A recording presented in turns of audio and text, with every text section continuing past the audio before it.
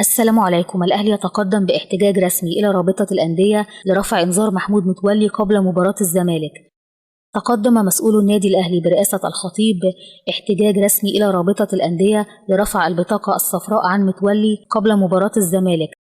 وقال مصدر داخل رابطة الأندية إنه وصل اليوم خطابا رسميا من النادي الأهلي إلى رابطة الأندية بشأن طلب رفع البطاقة الصفراء التي حصل عليها متولي والتي تسببت في غيابه عن مباراة الزمالك بسبب تراكم البطاقات. وأضاف المصدر رابطة الأندية سوف تبحث الأمر قبل الرد رسميا على النادي الأهلي بشأن البطاقة الصفراء التي حصل عليها اللاعب.